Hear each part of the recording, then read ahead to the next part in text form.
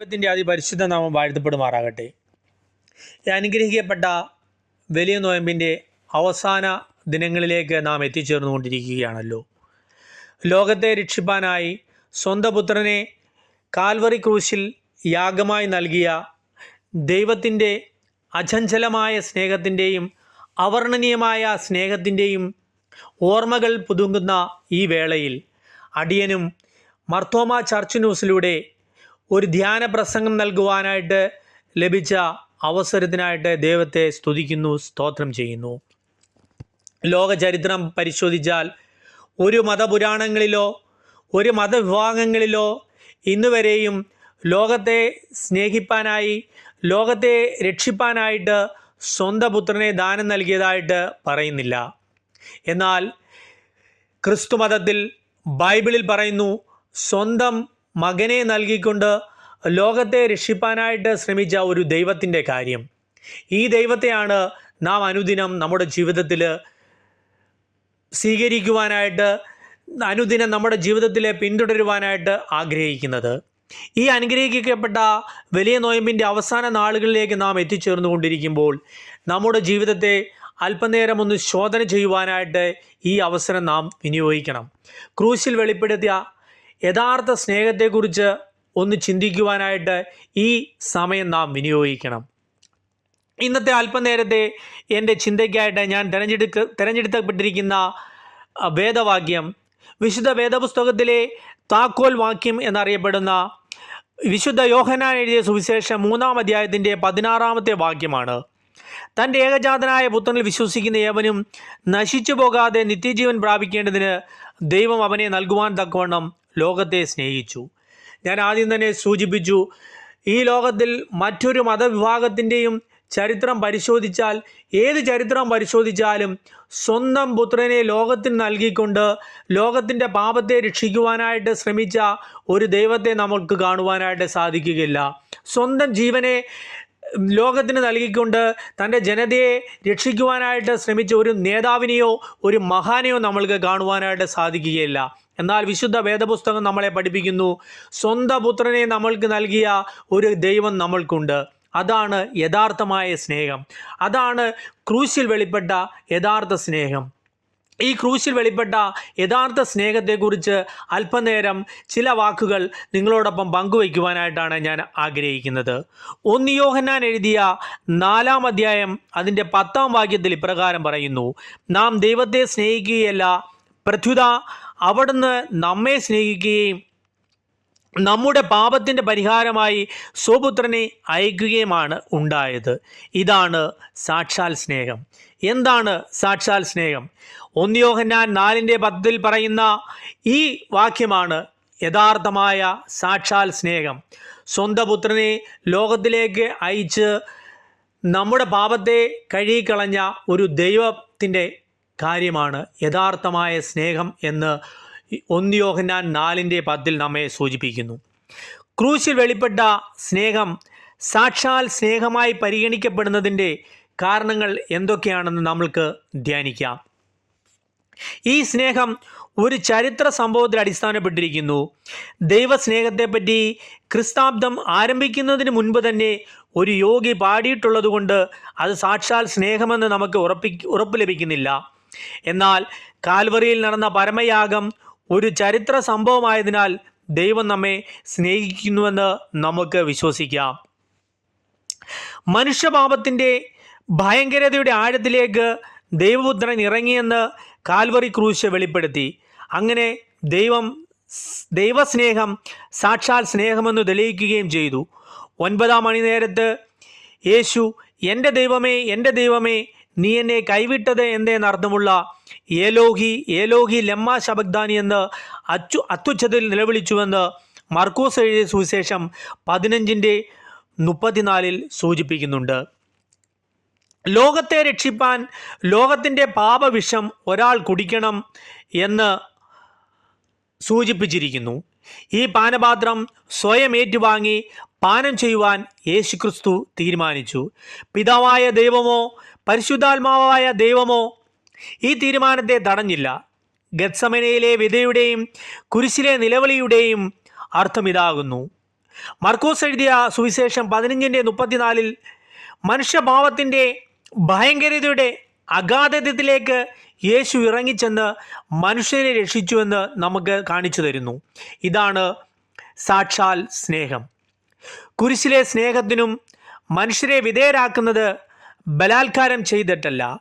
ഉയർത്തെഴുന്നേറ്റ കർത്താവ് പറയുന്നു, ഞാൻ വാതിൽക്കൽ നിന്ന് മുട്ടുന്നു, ആരെങ്കിലും എൻ്റെ ശബ്ദം കേട്ട് വാതിൽ തുറന്നാൽ ഞാൻ അവൻ്റെ അടുക്കൽ ചെന്ന് അവനോടും അവൻ എന്നോടും കൂടെ അത്താഴം കഴിക്കും.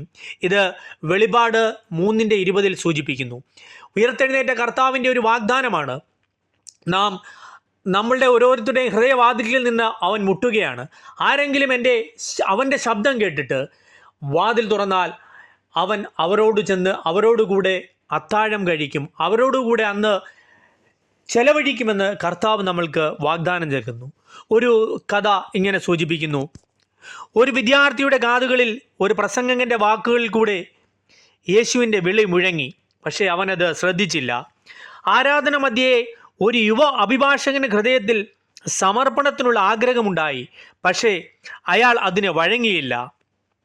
രാഷ്ട്രീയ പ്രവർത്തനത്തിൽ മുഴുകിയിരുന്ന ഒരു നേതാവിൻ്റെ വിശ്രമവേളയിൽ ഹൃദയവാതിൽക്കൽ യേശു മുട്ടി. അയാൾ തീരുമാനം മാറ്റിവെച്ചു.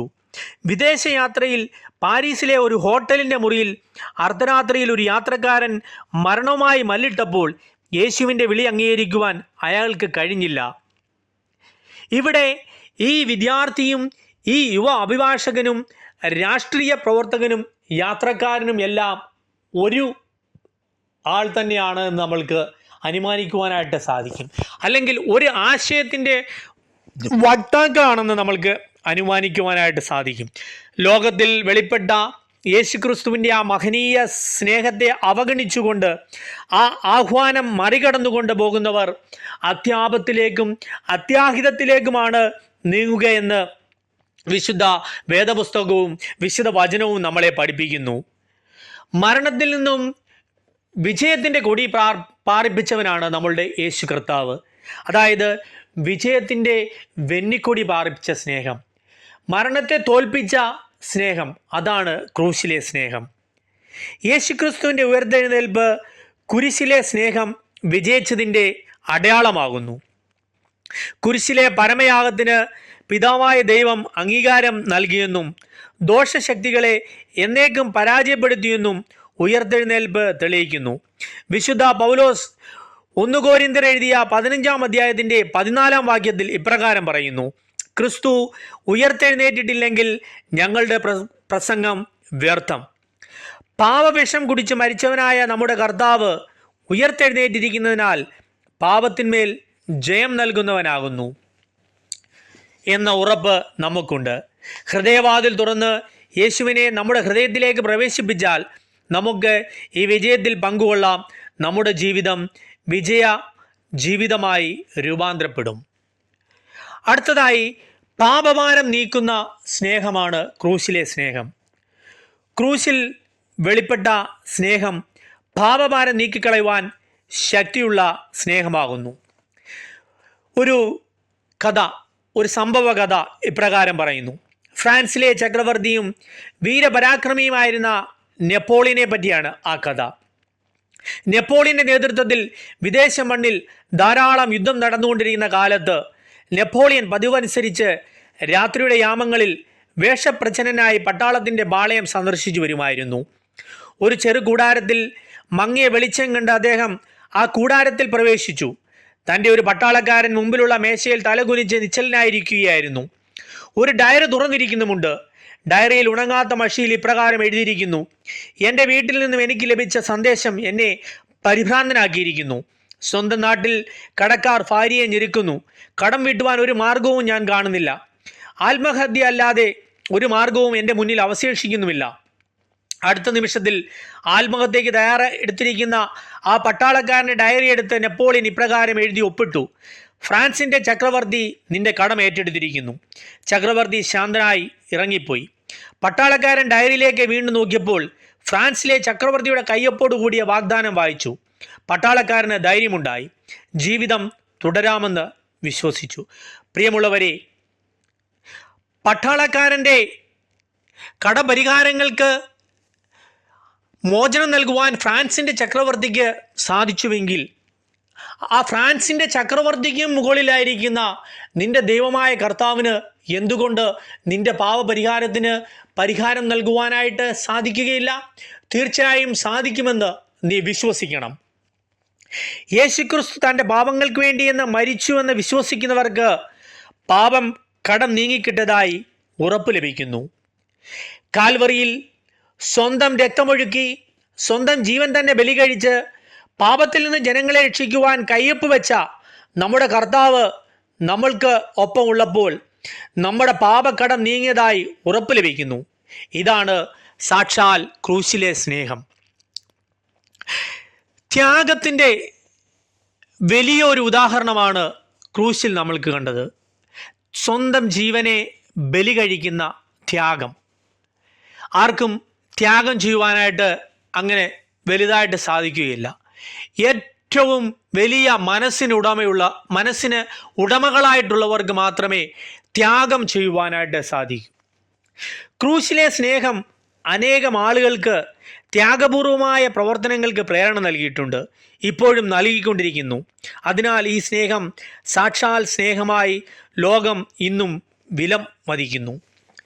ക്രൂശിൽ വെളിപ്പെട്ട ആ സ്നേഹം, എൻ്റെയും നിൻ്റെയും പാപത്തെ കഴുകിക്കളഞ്ഞ ആ സ്നേഹം, ഇന്നും ലോകത്തിൽ അനേകരെ നേടിക്കൊണ്ടിരിക്കുന്ന ആ സ്നേഹത്തിൻ്റെ പരിണിത ഫലങ്ങൾ അനുഭവിച്ചറിയുവാനായിട്ട് നമ്മളുടെ ജീവിതങ്ങളെ ദൈവത്തിൻ്റെ കരങ്ങളിലേക്ക് ഏൽപ്പിച്ചു കൊടുക്കുമ്പോഴാണ് ഈ വിശുദ്ധ നൊയമ്പിൻ്റെ കാലഘട്ടം അർത്ഥപൂർണമാകുന്നത്.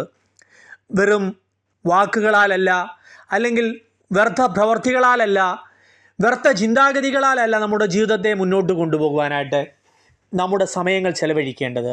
മറിച്ച് നമ്മളുടെ ജീവിതങ്ങളെ, നമ്മുടെ ജീവിതത്തിലെ നന്മകളെ, നമ്മുടെ ജീവിതത്തിലെ അവസരങ്ങളെ ദൈവത്തിൻ്റെ കരങ്ങളിലേക്ക് വെച്ചു കൊടുക്കുമ്പോൾ, ദൈവത്തിൻ്റെ കരങ്ങളിലേക്ക് അത് ഏൽപ്പിച്ചു കൊടുക്കുമ്പോൾ, അത് നമ്മുടെ ജീവിതത്തിലും ത്യാഗപൂർണമായ ഒരു അനുഭവത്തിലേക്ക് നമ്മളെ നയിക്കുവാനായിട്ട് ഒരു പക്ഷേ ഇടവരുത്തിയേക്കാം. ഞാൻ ആദ്യമേ സൂചിപ്പിച്ചുവല്ലോ, വലിയ മനസ്സുള്ളവർക്ക് മാത്രമേ, വലിയ മനസ്സിൻ്റെ ഉടമകളായവർക്ക് മാത്രമേ ത്യാഗം ചെയ്യുവാനായിട്ട് സാധിക്കുകയുള്ളൂ.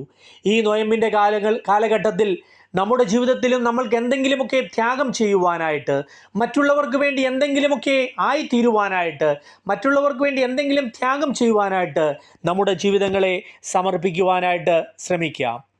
നമ്മുടെ യുഗത്തിൽ പരിശുദ്ധിയിലേക്കുള്ള പാത കർമ്മനിരതമായ ലോകത്തിൽ കൂടി മാത്രം കടന്നു പോകുന്നു.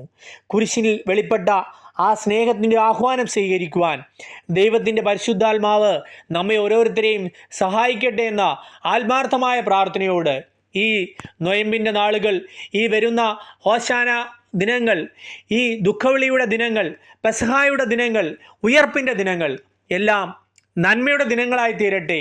അതിലൂടെ അനേകർക്ക് നന്മയും സാഹോദര്യവും സ്നേഹവും പങ്കുവയ്ക്കുവാനും ക്രൂശിലെ സ്നേഹം നമ്മൾക്ക് മറ്റുള്ളവർക്ക് കാണിച്ചു കൊടുക്കുവാനും നമ്മുടെ ജീവിതം മൂലം ഇടയാകട്ടെ എന്നുള്ള പ്രാർത്ഥനയോടുകൂടി എൻ്റെ ഈ വാക്കുകൾ ഇവിടെ ഉപസംഹരിക്കുന്നു. ദൈവം നമ്മെ അനുഗ്രഹിക്കട്ടെ.